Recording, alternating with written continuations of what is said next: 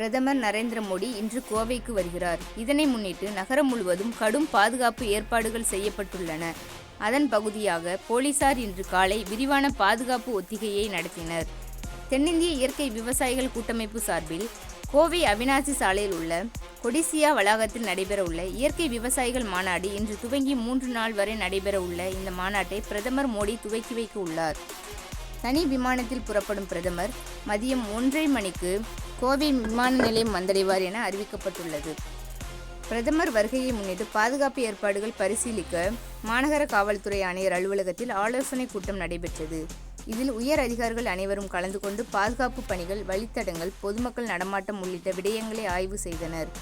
இதையடுத்து விமான நிலையத்திலிருந்து கொடிசியா வளாகம் வரை பிரதமரின் கான்வாய் செல்லும் வழித்தடத்தில் பாதுகாப்பு ஒத்திகை மேற்கொள்ளப்பட்டது. துப்பாக்கியுடன் கூடிய போலீசார் இருபுறமும் நிறுத்தப்பட்டு பாதுகாப்பு நிலையை சோதித்தனர். ஒத்திகை காரணமாக அவிநாசி சாலையில் சிறிது நேரம் போக்குவரத்து தற்காலிகமாக நிறுத்தப்பட்டு சோதனை ஓட்டம் நடத்தப்பட்டது. பொதுமக்கள் பாதுகாப்பு மற்றும் போக்குவரத்து ஒழுங்கமைப்பை உறுதிப்படுத்துவதற்கான அனைத்து முன்னெச்சரிக்கை நடவடிக்கைகளும் மேற்கொள்ளப்படுவதாக காவல்துறை தெரிவித்துள்ளது. உலகத்தரம் 4 வழிச்சாலை பல்லடம் பேருந்து நிலையத்திலிருந்து 3.5 கிலோமீட்டர். மாதாந்திர தவணைத்தொகை வசதி, குடிநீர், மின்சார இணைப்பு போன்ற அனைத்து வசதிகளுடன் வீட்டு மனையை உடனே வாங்கி வீடு கட்டி குடியேற தாமதிக்காதீர்கள்.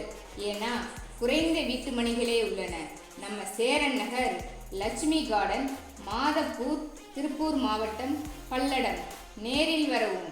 மேலும் தொலைபேசியில் புக்கிங் செய்வோர் 9843659055 மற்றும் 9445560055.